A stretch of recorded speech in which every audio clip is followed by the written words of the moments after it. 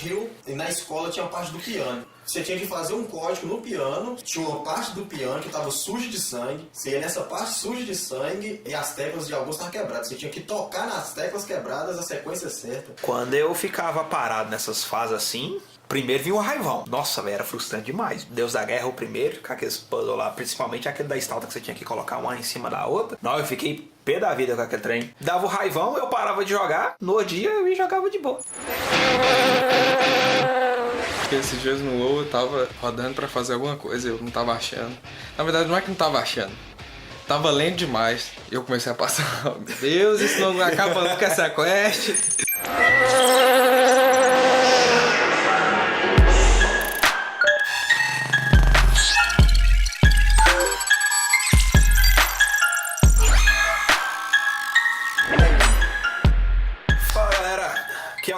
Aqui é o Léo. Isnaldo Ferreira. Então, caros ouvintes, esse é o episódio número 2 do Cyber Café, nosso podcast semanal do portal Cyber. Vamos lá. A gente tem bastante coisa pra comentar hoje. Começando aí pelos 30 anos do protocolo que fez a internet ser o que é hoje pra gente, né? O protocolo www. E aí, você vai explicar pra gente o que é? Bom, vamos lá. E atenção, se liga aí, que é a hora da revisão. O protocolo www, ele faz a página ser apresentada pra gente da forma que ela é no navegador. Ela saiu de uma apresentação mais técnica e passou para uma apresentação mais usuário normal, digamos assim. Como é que você via isso antes? O protocolo ele permite hipertextos, multimídia, da forma que é hoje, basicamente. Hoje a gente tem alguns avanços aí com relação a isso, mas funciona basicamente da mesma forma que como esse protocolo foi inventado há 30 anos atrás. Ele foi inventado pelo cientista Tim Berners-Lee. O cara fazia parte do Conselho Europeu de Pesquisas Nucleares e foi inventado para facilitar a comunicação entre esse centro e outros centros para trocarem experiências e informações a respeito de seus estudos. Graças aí a ele também que esse protocolo foi aberto para o mundo, 2 anos depois. E aí a gente teve um marco para a internet, para ela ser apresentada para a gente como é hoje, uma linguagem facilitada para o usuário, né? Muita gente confunde o protocolo www com a internet em si, falando que foi o início da internet, mas não. A internet mesmo, ela foi criada 10 anos antes, com a ARPANET nos Estados Unidos. Foi um marco muito grande para a gente, porque isso influencia o modo que a gente vê a internet hoje em dia. Aí, cara, ele também criou o protocolo HTTP e desenvolveu o HTML. O cara, tipo... Que isso? Valeu, Lee! A Samsung e o Spotify já tem uma parceria aí desde um tempo atrás já, e eles reforçaram ainda mais essa parceria, porque agora com os lançamentos da linha Galaxy S10, a Samsung e o Spotify definiram para os novos usuários um premium grátis de 6 meses do Spotify. Isso é para ganhar mais público, né? Eles têm uma jogada muito interessante aí nessa parceria deles. E a gente tá vendo meio que o começo de uma maior concorrência entre os streams, né? Porque por muito tempo o Netflix reinou no stream de vídeo e o Spotify parecia que tinha reinado também no stream de música, né? E a gente tá vendo que agora as concorrências estão dando trabalho, né? Estão começando a roubar público mesmo e as empresas estão começando a firmar mais parcerias entre si, né? Foi o caso do Spotify fazer parceria com o Hulu, né? Quem é Spotify Premium tem acesso gratuito para o serviço de stream de vídeos da empresa. Essas parcerias são interessantes, principalmente para o consumidor, né? Mas uma notícia triste para nós brasileiros é que tanto a parceria pro S10 com o Spotify e o Hulu com o Spotify são só para os Estados Unidos, né? A gente aqui, levando para essa questão aí do streaming, o Spotify lá na Europa, ele entrou com uma ação na justiça contra a Apple por causa da taxa de 30% em cima do serviço deles para manter o aplicativo do Spotify na loja da Apple. Porque a Apple é concorrente deles com o iTunes, e isso aí o Spotify está alegando como uma forma de... Apple Music, na verdade. Apple Music, isso. Com uma forma de inibir a concorrência. O Spotify está alegando que os 30% que a Apple cobra dela, ela não cobra isso aí de outros aplicativos, como por exemplo o Uber, que é de graça. Ou seja, seria essa uma forma de boicotar seu concorrente? Essa que é a questão levantada pelo Spotify. E sinceramente, eu acho nada mais que justo isso aí, velho. Eles entrarem com isso aí. Porque, de certa forma, é o que acontece. Porque isso, consequentemente, aumenta o preço do serviço deles para usuários de iPhone. Falando em Apple, o público da Apple aí tá meio que caindo, né?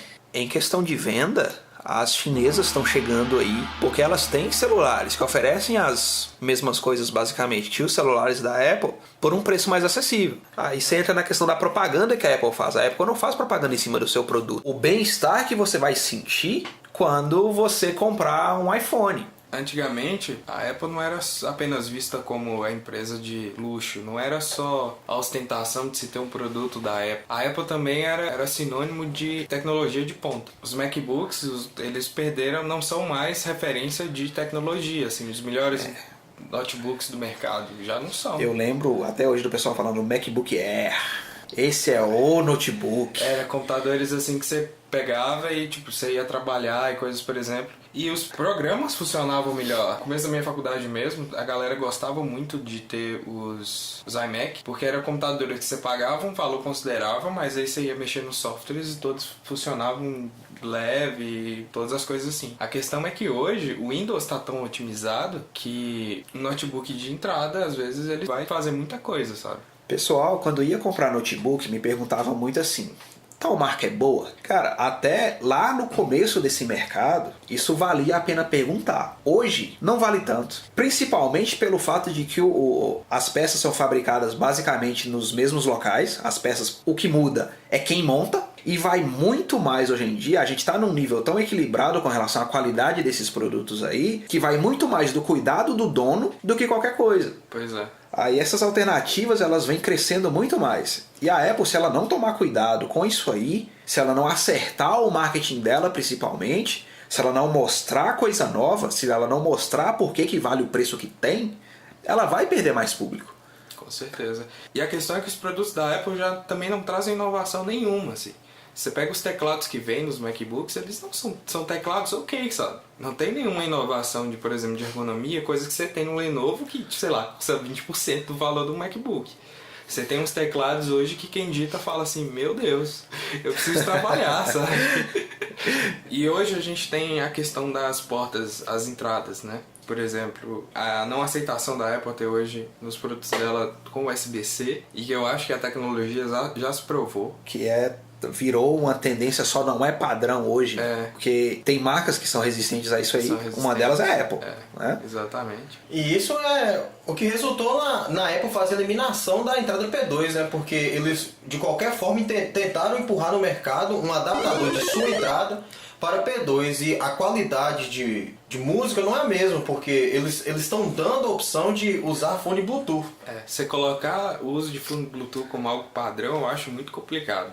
Você vê que, primeiro, dependendo do fone de ouvido que você usa, você vai notar um delay, principalmente para assistir vídeos. Isso é mais comum nos fones que são direcionados para o público de corrida, né? Os fones para pessoas que correm. Existe uma limitação ainda da tecnologia. Os fones Bluetooth não são superiores aos fones com entrada P2, isso é importante. Não é uma tecnologia que é acessível. E é uma tecnologia, na verdade, que ela traz mais um empecilho, porque você tem que se preocupar com a bateria do fone de ouvido, que é coisa que o fone de ouvido com fio você não vai preocupar. Então, você querer colocar como função padrão algo que você precisa de uma preocupação a mais, eu acho totalmente errado e eu acho que é uma guerra que a Apple vai perder. A entrada P2 ela já é tão otimizada que você tem celulares com a prova de água que tem entradas P2. Só pra deixar claro, galera, entrada P2 é aquela entrada normal de fone que você pluga. Aquela entradinha padrão, normal, que todo mundo usa, menos a Apple. E aí você tira isso simplesmente. Todas as empresas que aderiram a essa nova onda, os smartphones não tiveram uma boa venda. Voltaram atrás também.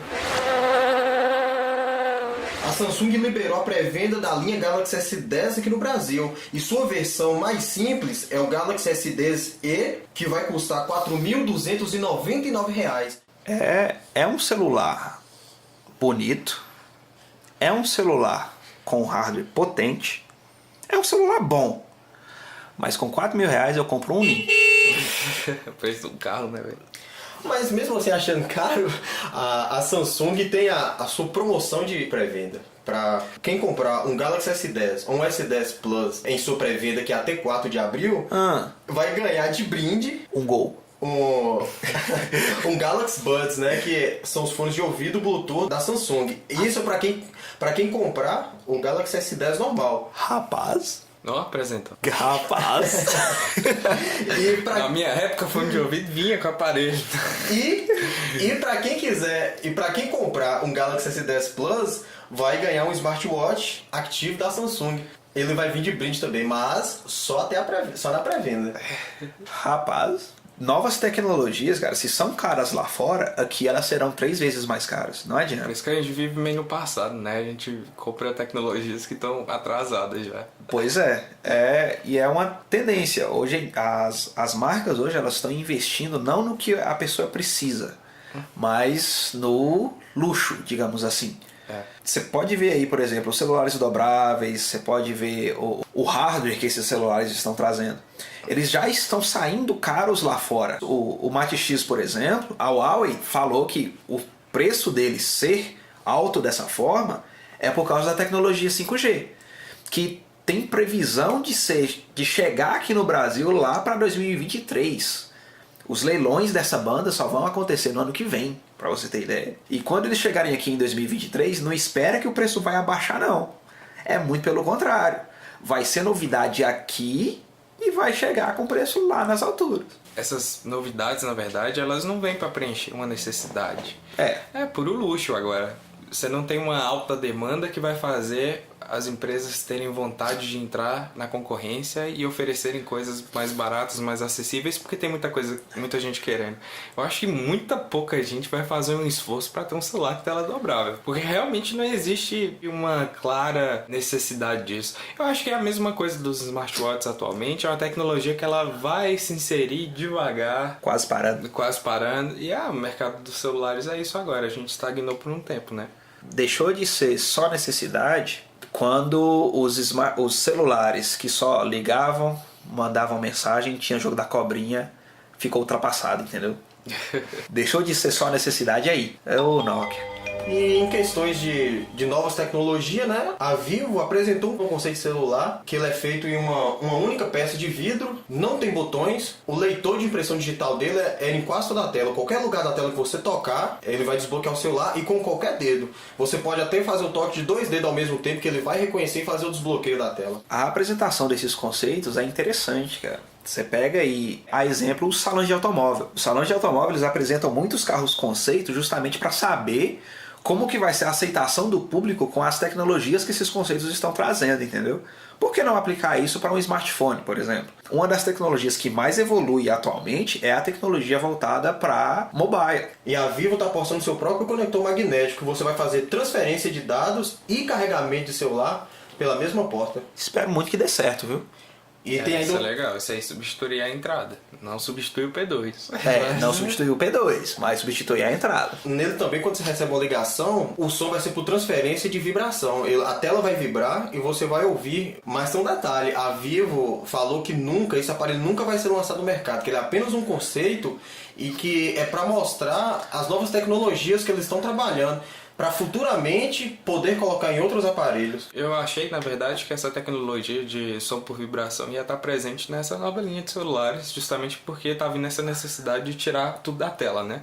E é uma tecnologia que a Google já tinha trabalhado nos óculos, né? Que parecia que já funcionava bem, e agora a gente está vendo sendo usado, pelo menos num protótipo.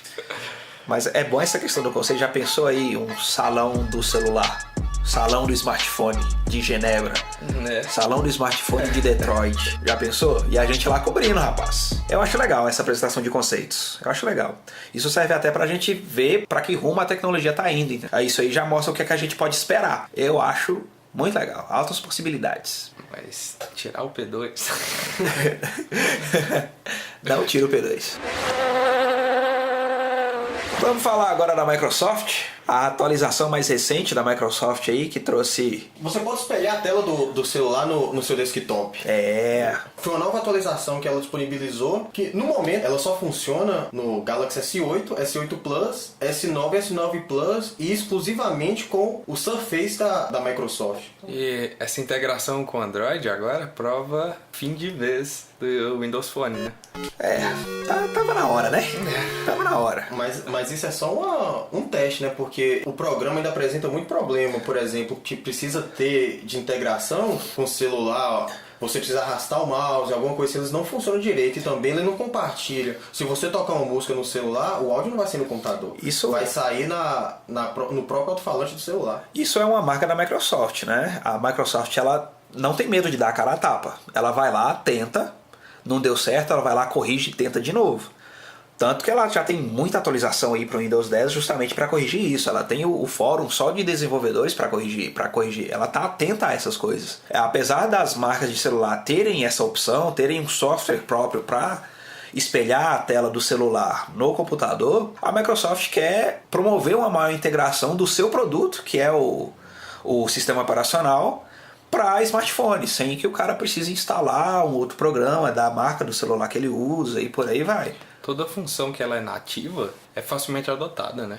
Exatamente. Vai ser muito melhor para o usuário até também. Com certeza. Redes sociais. Vamos falar do Twitter lançando um concorrente do Twitter? O Twitter lançando o Twitter? Eu não vou conseguir nunca falar o nome desse aplicativo aqui. Twitter já é difícil, né? Twitter.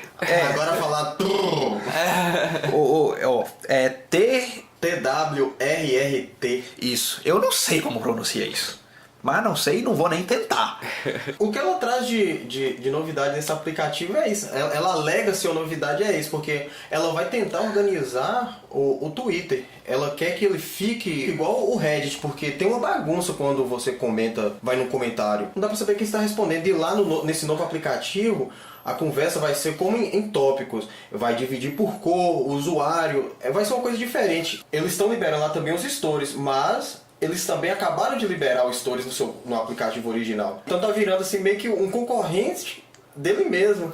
Por falar em Twitter, redes sociais. O tio Mark postou uma carta ao público no Facebook. Ele deixou claro algumas coisas. A primeira delas é a preocupação que o Facebook está tendo com relação à privacidade dos usuários. A privacidade dos usuários e a segurança das informações que os usuários têm lá na conta. O Facebook lançou uma atualização recentemente aí a respeito de principalmente a privacidade dos usuários, deixando claro como que ele protege os usuários, como que ele protege as informações dos usuários e deixando claro que as suas informações lá não são compartilhadas com ninguém. Uma tecla que o governo dos Estados Unidos está pondo pressão no Facebook é justamente no poder que a plataforma tem com essas informações. Não tem nada que garante, nada além da palavra do Facebook, que garante que essas informações não estão sendo passadas para nenhum outro lugar. Como uma multinacional, por exemplo. A gente sabe o poder que o Facebook tem. Isso fica claro com uma eleição, por exemplo. O Facebook tem um poder de espalhar notícia, principalmente fake news, um poder enorme. É a maior rede de compartilhamento do mundo, é o Facebook. Pois isso é um marco da evolução, não só tecnológica, mas da evolução humana também, a velocidade e a facilidade que a gente tem acesso às informações, mas isso também demonstra um certo perigo, principalmente nessa questão, que a gente teve os vazamentos de dados do Facebook não, né? De dados dos usuários do Facebook, e o governo americano caiu em cima deles aí com relação a isso e cai em cima deles aí com isso até hoje. Por isso essa preocupação do Mark na carta a reafirmar o constante investimento na segurança dos dados dos usuários. E outra questão é uma mudança nos objetivos do Facebook. Ele tem a intenção de tornar o Facebook uma rede social mais fechada e consistente, digamos assim. Uma rede social privada para o usuário final, né? Exatamente. Ele quer mais segura. Ele quer fechar o círculo que o usuário tem. Eu não falo na questão de que ele vai eliminar contato seu, nem nada do tipo, amigo seu, nem nada do tipo. Mas na questão de deixar isso mais restrito. Tornar os seus círculos de amizade mais restritos, com controles de privacidade e por aí vai. Nos resta aguardar para saber o que isso vai mudar de fato no uso da plataforma, porque a gente sabe o poder que ele tem nas mãos aí. Poder de decidir eleições, né? Pois é. E é muito difícil, né? Você pensar em medidas para diminuir a proliferação desse tipo de coisa sem limitar o usuário, né? É bem complicado. Por falar em atualização, ontem o Facebook, o WhatsApp, teve mais algum outro? O Facebook, o WhatsApp e Instagram. Facebook, o WhatsApp e Instagram pararam ontem. Eu não tava conseguindo enviar GIF. Cara, GIF, depois que você aprende a usar GIF no WhatsApp, é um vício. O Lucas é um vício. É o cara do GIF mesmo. Cara, o negócio é gostoso de usar. É gostoso de usar e você não consegue parar. Aí tá um expressador de sentimentos. Só que no Ala era melhor. No Ala era melhor, cara. Muito melhor. Hip. Hip Ala. Um minuto de silêncio. Pra quem não sabe o que é Ala, eu não te culpo. Eu também não te culpo. Mas você deveria saber, porque foi um grande investimento da Google. E é normal eles fazerem isso, na verdade, né? Eles não têm medo de cometer erros. Então eles fazem vários lançamentos. E um deles foi o Halo, que foi um mensageiro para concorrer com o WhatsApp. E a novidade desse mensageiro é que ele prometia maior integração com o assistente da Google. Então ele aprendia o jeito que você conversava e começava a sugerir coisas que você usualmente usa. Que você usualmente fala também, até inclusive gírias. O que de certa forma é legal, mas também é assustador. Na prática é um pouco assustador, que você fica assim... Assustador pra mim foi quando pra enviar áudio, né, velho? Que você enviava, falava e o assistente do Google reconhecia todo o áudio e escrevia. E transcrevia. Isso era impressionante, porque ele transcrevia certinho, cara. Gíria, pontuação, tudo. Era impressionante. O meu dava errado porque meu celular tá em inglês. Então, eu falava em português, ela procurava entender inglês e entendia árabe. Só pra explicar melhor isso aí, quando eu mandava um áudio no Halo pro Isnaldo, pro Léo no nosso grupo, esse áudio chegava pra eles, tanto o áudio, se eles quisessem ouvir minha voz, linda, de bonita, quanto transcrito. A assistente do Google, ela escrevia o que eu falei, pra eles verem também. Se eles não pudessem ouvir na hora, eles iam ler. Exatamente. Na prática é uma boa função, né? Porque Ótima função. Você pode estar num ambiente que realmente você não pode escutar o áudio. Isso já aconteceu várias vezes comigo. Você pode ler. Pra mim, o único problema que o Halo tinha era a assistente. Ela era muito intrusiva. Não tem como você desativar ela. E a todo momento ela fica te sugerindo uma mensagem para você enviar. Por exemplo, quando eu vou começar uma conversa, eu falo, e aí? Ela sugeria lá, como vai? Como está? Cara, eu não queria isso. E não tinha como desativar. Um grupo que tinha nós três, por exemplo, na verdade eram 4. Porque ela estava presente o tempo todo. Era eu, Isnaldo, Léo e a assistente. Porque ela lia a conversa, tanto que ela mandava a sugestão de resposta para as mensagens de vocês. E tava lá, de intrusa. Ao mesmo tempo, o Halo, ele é criptografado de ponta a ponta, mas isso não transparece essa segurança, assim. Quando você tá conversando, você sente assim, tudo isso está sendo analisado pelo Google. Pois é. Outra questão que eu gostei muito foi no envio de imagens, que ele escalona pro tamanho do chat, e aí muitas vezes você nem precisa abrir a imagem.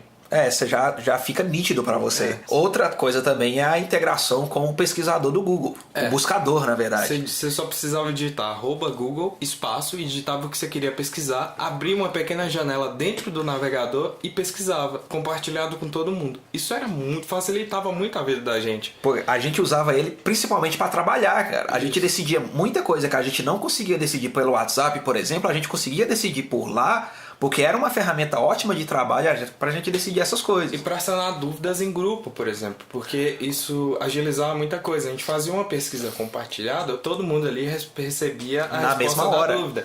Eu não tinha que procurar e depois mostrar pra vocês, por exemplo. lá era totalmente automatizado. Mas o erro mesmo foi na publicidade do aplicativo. Ninguém A ouviu publicidade falar. foi zero. Eu só ouvi falar dele por causa de vocês, hein? Logo quando lançou a gente utilizou um pouco, mas não seguimos em frente e a Google alega que enquanto o seu concorrente o WhatsApp era cerca de 1 milhão de usuários por mês, né? Ele era só 50 mil e se você ver numa escala assim mundial, 50 mil é pouco usuário para estar utilizando o aplicativo. Eu acho um tiro no pé ela deixar o halo, ela apagar o halo da vida da gente e deixar o Hangouts. Na verdade, o que a Google fala é que ela vai pegar os avanços tidos com Halo e vão aplicar no mensageiro nativo do Android. Que é integrado ou não com Hangouts, parece um aplicativo só. Eles vão pegar todas as melhorias do Halo e vão integrar ao Duo, que é um aplicativo de FaceTime da Google, e o Hangouts vai unir tudo em um aplicativo só. O Hangout, Halo e o Duo. Mas que eles vão pegar do Hangouts? Na mensagem final do Halo, eles falam que se você quer videochat, baixa o Duo. E a justificativa para as mensagens de texto, eles falam que... Mas eu não vi que ia juntar o Hangouts e o Duo, não. É tudo em um Cara, o Hangouts é horrível, não tem nada pra ele agregar. Hangouts é horrível. Como é que você não pode mandar áudio? Ele não tem nada pra se agregar. Você não pode mandar áudio, velho. O Hangouts é outro nome pra SMS. Total, assim. Puro e simples. E... Nossa, cara, eu gostava de tudo no Halo. A logo, o design... Foi a melhor experiência de aplicativo que eu tive, assim, nesse segmento, entendeu? Ele botou no chinelo o WhatsApp, botou no chinelo o Instagram. Apesar da assistente, que pra mim foi o único problema, ele botou no chinelo Telegram, ele botou no chinelo o WhatsApp. Podia vir botou no chinelo o Messenger do Facebook, que eu quase não uso praticamente. Nossa, eu gostei demais mesmo da interface do Halo, cara. Tanto que se a Google quiser dar ele pra nós, eu não acho ruim não, cara. Eu cuido muito bem, né? Deixa online com o servidor. Nem que seja um servidor que suporta uma conversa de um grupo só do Saibi. E foi uma coisa bem marcante pra gente o encerramento do Halo, né? Porque foi divulgado no ano passado que ele ia encerrar em março desse ano, no dia 12. E chegou no dia 12, nossa esperança. A gente usou até o último minuto. Até chegar a mensagem falando que ele tinha sido descontinuado. A gente mandava a mensagem assim, tá vivo aí? Eu sofri, velho. Eu senti... É um aplicativo que até realmente porque não tem substitutivo. A gente decidiu entre a gente que a gente não ia usar o WhatsApp como para conversar de trabalho, porque a gente queria separar as coisas mesmo. E aí a gente tava procurando um mensageiro, a gente foi pro Halo e a experiência foi maravilhosa. E agora a gente ficou meio... chocados, órfão, né? A gente tá órfão e a gente tá meio que... Tirou doce da boca de criança, né, cara? A sensação é essa. A gente agora vai testar o Signal, que tem uma nota ótima na loja. E ele tem uma pegada mais séria. Mais profissional mesmo. Ele não tem GIF, ele não tem colagem, o negócio dele é só emoticons e conversa. É tipo, vão trabalhar sem piadinha, cara. Exatamente, ele é muito sério e ele tem uma criptografia de ponta a ponta, já nativa da conversa. Essa criptografia de ponta a ponta, ela virou um recurso para essas empresas, justamente por causa das questões de processos judiciais, né? Para quebrar o sigilo de algum usuário, por exemplo. Agora não tem mais como eles fazerem isso, como eles bloquearem o aplicativo por determinado tempo, como aconteceu lá atrás com o WhatsApp, porque o WhatsApp não tem acesso às conversas. Entendeu? Elas são criptografadas. E só com o seu smartphone para você conseguir... Exatamente. Vamos explicar o que é criptografia de ponta a ponta então, né? E atenção, se liga aí que é a hora da revisão. Criptografia em si é você codificar uma mensagem. É criado uma criptografia, só é convertido para informação nos dois pontos, quem envia e quem recebe. Se alguém interditar essa mensagem, ela vai chegar criptografada. Então ela não vai conseguir ler, porque vai ser um monte de código aleatório. Porque para decifrar ela, só decifra quem enviou e quem recebeu. O aparelho de quem enviou e quem recebeu. E cada criptografia é única.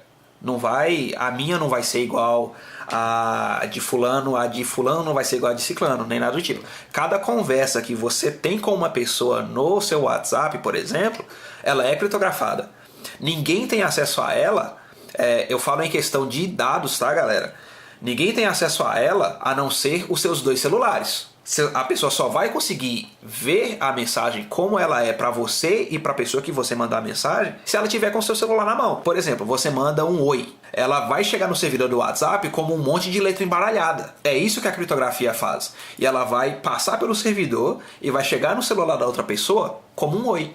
Porque a outra pessoa tem como decifrar essa criptografia para ler o oi que você mandou. A Google mostrou uma tecnologia nova em relação ao reconhecimento de voz que vai aumentar muito a velocidade desse tipo de serviço. Aumentar muito assim, no tempo das máquinas, né? Porque pra gente mesmo... Pra gente é a mesma coisa. O que acontece? O reconhecimento de voz atualmente nos celulares, como ele funciona? Você fala... Sua voz vai transformar em dados e vai ser enviada para o servidor vai interpretar esses dados e dar uma resposta. Obviamente que o seu celular ele consegue processar esses dados, mas ele não iria processar tão mais rápido do que enviar esses dados para o servidor e serem processados lá. E além disso, ainda ia consumir muita bateria do celular. O que eles fizeram?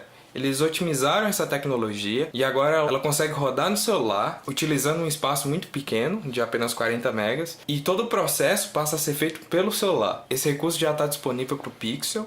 E o que significa? Significa que você não precisa mais de conexão com a internet para usar assistente de voz. Legal. Basicamente isso. E assim começa a dominação mundial. Exatamente.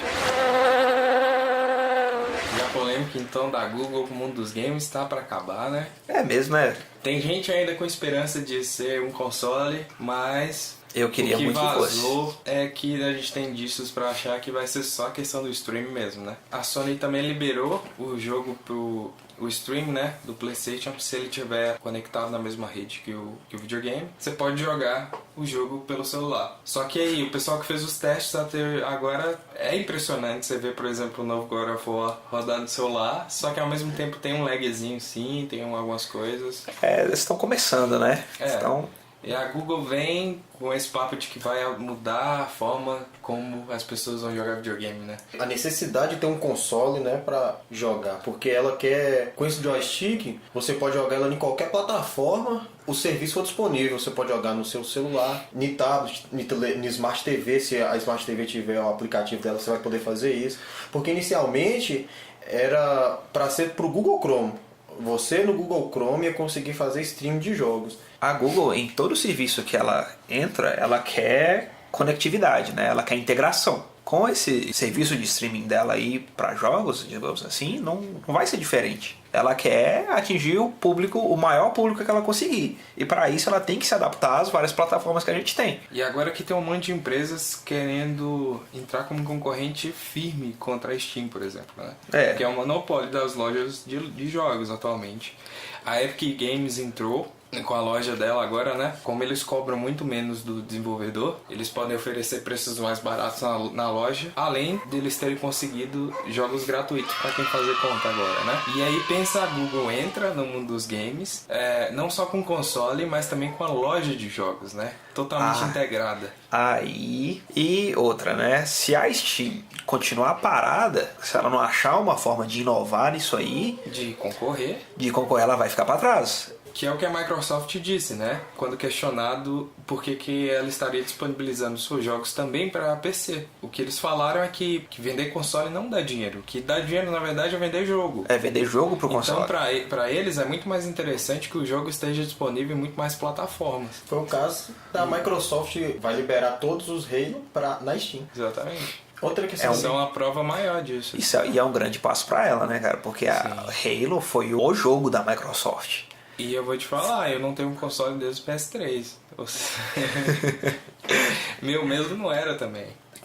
Geralmente quem investe no PC Gamer não vai ter um console também. É muito melhor você poder jogar tudo numa plataforma só. Isso é maravilhoso. E a intenção também da Google com esse joystick não é só jogos, não. Com ele também, você vai poder criar sala de bate-papo para poder conversar com outros usuários do jogo, e caso não dê para abrir na televisão, você pode jogar esse bate-papo para smartphone, para tablet. Isso é Google sendo Google. Nada fora do padrão dela. E é um padrão que agrada. Ainda mais ela trazendo pra um outro segmento, digamos assim. Inovando, né, cara? Ela ganha o público dela. Ela tem o nome que tem hoje pela questão da inovação. O controle, eu achei que aquelas fotos tinham sido só um vazamento de um conceito, não era não? Não, Não foi vazamento oficial, não foi? O modelo do joystick, ele foi apresentado para patentear esse tipo de serviço. Ele pode ser completamente diferente no lançamento mesmo. Porque pelas imagens parece ser nada ergonômico, né? Aquele modelo lá foi só para patentear. Ele pode ser alterado durante esse processo. Acho que eles vão mudar isso aí.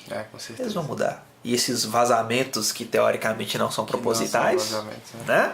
As empresas hoje não fazem questão mais De esconder isso aí. E ela também quer chegar com o pé na porta, né? Porque quando eles falam desse novo conceito de, digamos assim, videogame, eles já apresentam esse conceito com o trailer de Assassin's Creed. Eles querem inovar mesmo. Mostra que jogo acho pesado. assim, a questão do stream é o seguinte: o jogo vai rodar no servidor e a pessoa vai streamar o jogo no celular, ou seja, você não vai precisar ter um hardware rodando o jogo. O jogo vai ser processado no servidor e você vai receber só o sinal no celular. A promessa é essa, a questão é que nós não temos tecnologia ainda pra fazer isso, sabe? Talvez com 5G, sei lá. Mas eles têm um delay muito grande. E vai demorar um pouco pra isso chegar no mercado também, né? Tem muito teste em relação a isso, mas é porque ainda não é jogável. Porque se a Google trouxer uma tecnologia muito mais otimizada, aí vai balançar dos jogos mesmo. E a Google chegar e mostrar, não, qualquer pessoa vai conseguir jogar. Aí... Qualquer pessoa em qualquer dispositivo, né? Isso, Um qualquer celular, dispositivo, tablet, qualquer televisão. coisa, conseguir streamar. Olha uma galinha botando ovos de ouro aí. Pois é.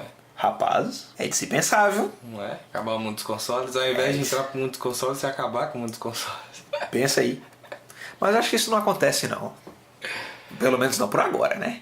Não, por agora. Não por agora. Quando a internet for rápida o suficiente, com o 5G você tem uma integração maior entre os dispositivos e você tem essa vantagem. Uma integração Verdade. maior. Questão de compartilhamento também do Wi-Fi 6, né? Que ele vai dar um compartilhamento, integração. Ele também promete isso. Porque nesse caso, né, tem que receber as informações e você tem que enviar as informações também muito rápido. Exatamente. Olha os limites de upload do Brasil aí, ó. Eita, beleza. Quando a gente pensa, pra que a internet mais rápida? Beleza. Aí a gente fala, tem umas coisas que realmente...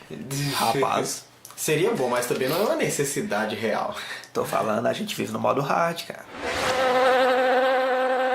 Falar em transferência de arquivo aí, o Mozilla, ele lançou um sistema de compartilhamento de arquivos, né? Eles falaram que esse sistema é para suprir a falha dos e-mails, né? De enviar arquivos grandes. Então, a ferramenta, ela, de forma muito simplificada, você consegue compartilhar arquivos de até 2 GB. Se você fizer o cadastro, você consegue enviar até 2 GB. Em passos super simples, assim. É um padrão desses sites que já fazem isso também, né? Exatamente, a questão é essa. É porque já tem outras empresas que fazem isso. O Mozilla veio dizendo que o diferencial deles vai dar maior segurança para o compartilhamento de arquivos, porque os arquivos serão criptografados antes de serem enviados. O que eu acho de verdade é que vai ser difícil eles concorrerem, porque já tem serviços bem consolidados assim, nesse mercado. O WeTransfer é um deles e também oferece compartilhamento de arquivos em etapas muito simples. Assim. E a velocidade só depende da sua internet também, né? com ele. Exatamente. O WeTransfer permite até 2,5 GB de arquivos sem precisar de cadastro. Olha aí, ó, já tem uma vantagem em cima do Firefox Send, que é o nome, né? Isso. Exatamente. Eu acho uma quantidade pouca para logo de início, 2.5 GB. É 2 só. É 2. dois? O do Mozilla é 2. É Hoje pouca. em dia é pouco, né? Eu tive que te mandar um arquivo esses dias de 2.3. Pois é. Aí, Você já vê que é muito maior. era uma vez Firefox Send. Mas talvez conquiste público novo, né? E é um Porque, serviço muito pouco conhecido, né? Pra Isso. quem não trabalha com isso. E o serviço provavelmente vai ser muito bom para quem já usa o navegador. Talvez com a popularidade que a Mozilla tem com o Firefox, ajude a disseminar esse serviço aí, que é muito pouco E conhecido. eles estão mesmo. caindo, né? A corrida deles de inovar, de trazer novos serviços, é porque eles estão caindo. Há muito tempo isso tem acontecido. Como navegador, Eles já dominaram o mercado um dia. A questão é porque o Google já tem essas funções. De início, o Drive é disponibilizado 15 GB para o usuário. o problema do Drive, a proposta do Drive, eu acho que ela é meio diferente, porque ela é mais só para armazenamento e não compartilhar em si. Para você compartilhar tem muito mais dá pra você fazer, mas exige muito mais etapas, assim. Mas... O Firefox Send é com 2 cliques, assim, você tá Mas compartilhando. a questão de compartilhamento da Google é ótima. Se você pegar uma foto sua, várias fotos suas e jogar no Drive, se você for no Google Fotos, elas são reconhecidas no Google Fotos e ela pega a data que ela foi tirada e separa em mês, ano, tudo certinho. Só de jogar no Drive. E o próprio e-mail, essa dificuldade que a Mozilla diz em relação ao e-mail, o Gmail não tem, porque ele tem uma integração ótima com o Drive. Porque Verdade. quando você tenta enviar arquivos maiores, ele pergunta, você quer usar o Drive? Se você clicar assim, ele faz o upload e já integra aquilo no e-mail. Isso também já aconteceu entre o Yahoo e o Dropbox. Eles já tiveram esse tipo de integração. Eu acho que alguma coisa aconteceu, eles não têm mais, né? Mas já tiveram. Então, essa limitação, a Google já resolveu de verdade, né? Verdade. E tem mercado para sites para compartilhamento de link, mas os que mais se destacam, principalmente os novos que entram, são que vão oferecendo cada vez mais espaços. Verdade. E eu acho que a proposta do Firefox Send, a proposta do Google Drive são propostas diferentes. O Google Drive, ele é para compartilhamento mais entre fotos, vídeos, documentos e mídias de tamanho menor. Portanto, que o Google Drive, ele limita a sua taxa de tráfego, seja para download, seja para upload.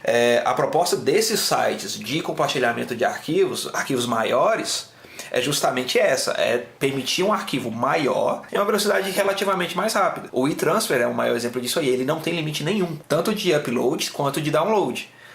Aí vai depender só da sua internet. Se o Firefox Send chegar com uma limitação desse tipo, ou até mesmo se eles não aumentarem do tamanho do arquivo, aí já são 2 pontos a menos que ele tem para conquistar as pessoas, entendeu? Ou até mesmo para concorrer com os já existentes. Com os já existentes, exatamente. Para mim, o e-transfer, que foi até o Léo que me apresentou, para mim o e-transfer hoje é o melhor. Ele é muito rápido, é ótimo para usar. Ele só depende pura e exclusivamente da sua internet. Se você pensar bem, por exemplo, eu moro no Canadá e a gente faz vídeos. Você tem que me mandar os vídeos para eu editar. Se a gente pagasse o plano premium, por exemplo, do e-transfer, a gente ia conseguir fazer isso como se a gente vivesse na mesma cidade, assim, porque a velocidade de transferência ia ser super rápida. Você ia me mandar todos os arquivos, eu ia baixar com a velocidade máxima da minha internet. A gente já costuma ter uma quantidade boa de internet. Devil May Cry Hack and Slash. Aí teve o lançamento, que é... Não sei, eu não posso dizer que é o jogo do ano porque eu não joguei. Tipo, a história do jogo tá muito boa. Ela fecha a história do Dante. Fecha assim, chave de ouro, linda. Eu não joguei, tá? Eu não joguei. Eu só vi quem jogou. Acompanhei a história. Devil May Cry, desde o começo dele, né? Teve seus altos e baixos, lógico. Mas a história de Devil May Cry é muito bem feita, de uma forma geral. A história é muito bem feita. E o que prende o fã no jogo é a história. O que me prenderia, no caso, é a história. Porque eu sou fã de uma boa história, vocês sabem disso. Mas a mecânica do jogo é a mesma desde o primeiro. Não, teve uma evolução desde o primeiro, Lucas. A mecânica que eu tô falando com vocês não é como é que eu vou explicar isso? A essência do jogo você tá falando que é a mesma ainda. É basicamente isso. É matar monstro pra chegar no boss, matar o boss e continuar. Porque ele foi o que revolucionou nessa questão de hack and slash. Ele me lembra. Mas você tá resumindo. Você tá resumindo basicamente qualquer jogo é isso. Você passa por obstáculos pra ver a continuação da história. O que eu tô te falando é que ele não teve mudança como, por exemplo, o Assassin's Creed teve, o God of War teve, na mecânica do jogo em si. Você tem os combos, todos eles, você tem sempre os combos, tem o ranking dos combos, desde do 1 até esse novo que saiu, você tem tudo isso. Tem competição de combo na internet. Isso eu acho legal, eu acho isso muito legal. Eu, como jogador, parei de jogar porque pra mim tava tudo a mesma coisa. Esse novo me interessou muito de jogar, na verdade, foi justamente pela mudança da mecânica, assim. Qual mudança na mecânica que teve? Primeiro que você não controla só o seu personagem. Você controla o quê? Você faz invocações no meio da luta. Você invoca demônios. Cada demônio faz uma coisa. Tá, e tem ele, você invoca ele e ele vai matar os monstros junto com você. Eu não sei como funciona direito porque eu não joguei o jogo. Mas é incrível, assim. Do meio do jogo lá, o cara abre o livro, começa a conjurar, aí aparece um demônio. Não, agora eu vou conjurar um maior. Velho, é muito louco. Cadê o hack and slash? Tá aí. você invocou ele vai continuar matando os monstros junto com você. Não só isso, cada um dos demônios tem uma fragilidade e uma força. Você tem que invocar um certo demônio pra certa situação. Isso aí é o básico do jogo. Tinha obrigação de ter um negócio desse aí num jogo desse, cara. Se eu tivesse que invocar um demônio desse, por exemplo, pra resolver um puzzle dentro da fase, você tá me entendendo? Mas não. Isso Não, você tá falando só, reclamando do jogo só porque não tem puzzle. Não, não é uma reclamação, é mais uma ponderação do que qualquer coisa. O jogo é muito linear, Léo. Não, mas tem alguns jogos que a proposta deles é linear. Não, é o que eu tô te falando, só que isso não me atrai mais. Cara, eu gosto da questão da exploração. Eu sou o cara que desde os jogos antigos lá, desde um Máximos da vida, eu explorava a fase inteira antes de seguir com a história. Ah, tá. Agora eu entendi. Tá me entendendo aí? Pega o God of War. Quer jogo mais linear que God of War 1, 2 e 3? Não tem. Lógico que eles são... Não tem. Cria de Devil May Cry. Pois é, mas você vê que tem jogos que a proposta são ser lineares, mas tem jogos que a proposta é não ser também. Aí... Você pega, por exemplo, os Final Fantasy. Quando chegou no Final Fantasy XII, qual foi a maior crítica? O jogo é linear. E ninguém queria um jogo linear, porque você não espera jogar um Final Fantasy e você ficar seguindo história. Mas agora, quando você joga Devil May Cry, tudo que você quer é passar dos monstros. Mas tem uma história envolvida aqueles monstros. Não, lógico, e é muito eles têm inspirado. limites. Não, a história te prende. E também de criar essa mecânica, porque assim, é um jogo hack and slash, a modalidade mesmo foi baseada num jogo de luta, né, que os caras tiveram a ideia de criar o hack and slash, e eles conseguiram dar uma mesma sensação que era dos jogos tipo Briga de Rua, por exemplo. Aquela sensação de continuidade, de você ir matando os bichos e continuando. Eles conseguiram trazer pro 3D o que era muito difícil. Mas E foi essa inovação justamente porque você tinha coisas como golpes em área, essas coisas que eles foram criando, velho. E pra mim foi genial, assim. Mas inicialmente, Devil May Cry era pra ser Resident Evil 4, né? Foi uma ideia. Exatamente. Era um Resident Evil 4. Pra quem não sabe, a história é a seguinte. Uma equipe chamada Little Devils foi enviada pra Inglaterra pra visitar castelos antigos pra terem ideias pro novo Resident Evil 4 na época. E aí eles chegaram, na verdade, com essa ideia de um jogo totalmente diferente. E aí o cara lá responsável, que eu não vou lembrar o nome agora, ele falou, não, a ideia é muito boa, mas isso aqui não tem nada a ver com Resident Evil, cara. Isso aqui é outro jogo, vocês vieram me falar de outro jogo, né? Tanto que os demônios de Devil May Cry são baseados nas criaturas de Resident Evil. Não só isso. O Dante, na verdade, no começo era chamado de Leon, depois ele passou a se chamar Tony e o jogo passou a se chamar Carnival. Em uma das novels do Devil May Cry, ele usa esse alias, esse codinome, digamos assim, em uma das missões dele lá. Que massa, velho. Depois acabou o jogo sendo totalmente inspirado na Divina Comédia, né? A história, né? A história ela é baseada em muita coisa, assim, não só na Divina Comédia, que foi a principal inspiração, mas tem muita coisa da literatura inglesa também, tem muita coisa de religião envolvida também. Um fato, ele é muito bem construído. Ah, com certeza. E a gente vê essa coisa de irmãos caçadores de demônio, você vê que isso deu influência também para séries, né? Eu gostava demais do anime. O anime eu gostei. Apesar de eu não entender nada, como todo mundo que assistia anime na época não entendia nada dos animes que estavam acontecendo, que pegava as histórias pela metade e terminava sem um final, o anime era muito bom. Mas eu vou te falar, o design de personagem, o cara que pensou no Dante, ele acertou demais. Porque você pode ver o jogo rodando e você fala, esse cara é foda. Isso é verdade. Tanto que a intro do Devil May Cry 4, ela é épica no mundo dos jogos, né? É o Nero, né? Ele lá com o braço enfaixado, do nada o Dante na missa, né? Assistindo lá a missa, do nada o Dante desce do teto Dá um tiro na cara. Corta o padre inteirinho e sangue bate no rosto, assim, ele olha pra Nero e os dois começam a lutar e você fica, caralho, velho! Ele sempre foi...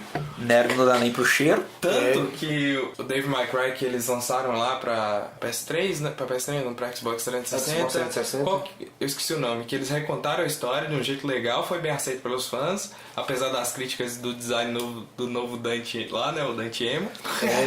Mudaram a cor do cabelo, né? Mudaram ele todo, né? Na verdade. Mas o gameplay dele foi muito elogiado, porque primeiro que ele era em mundo mais aberto, né? Que tanto que o gameplay dele ficou muito parecido com o Castlevania, que é também da mesma geração, né? Eles, digamos assim, que competiam. Isso. E foi muito bem aceito, na verdade, ele, mas eles decidiram continuar a história antiga mesmo. Foi a melhor coisa que eles fizeram, né? Deram um reboot pra explicar algumas coisas que não fazia sentido. Não, eles deram reboot, né? Eles continuaram a história. Na verdade, a timeline de Devil May Cry é uma bagunça. Era uma bagunça antes. É uma bagunça. O primeiro é o 3, o segundo é o primeiro. Junta as novels, e junta os mangás, e junta o anime, confuso. E por aí vai. Mas no fim, pra mim, é um jogo muito linear. Hoje em dia é um jogo muito linear. Cara, o ambiente de Devil May Cry, se você pudesse explorar ele, cara, é muito rico. Tem muita coisa. A história é muito bem feita, entendeu? Mas se você pudesse explorar... O modo livre em Devil May Cry. Exatamente. Você receber pedidos de... Você queria um jogo pedido de na cidade de ajuda, Imagina. Você poder jogar, tipo... Constantine, você recebe lá o pedido de caça de demônios, você vai caçar um demônio, aí tem ali, você vai fazer uma missão lá. Exatamente. Um mundo aberto de Devil May Cry. Todos nós queremos. Ia ser muito louco. Todos nós queremos. Mas o jogo é bom. Eu só não animo a jogar mais, por causa disso aí. Você não jogaria o Devil May Cry 5, não? Não. Eu parei no 3. Que é isso? Eu joguei até o 4. Tipo, se eu fosse jogar, eu jogaria pela história. Só então somente. Eu jogaria 5 pra saber como a história de Dante termina. Porque pra mim, Nero é a raspa do chinelo de Dante. E é isso, né? O Sabia Café, nosso podcast semanal, está no fim, infelizmente. E se você quer ficar por dentro de notícias da tecnologia do Brasil e do mundo, acesse nosso site saibi.com.br. Valeu, galera! Falou! De novo!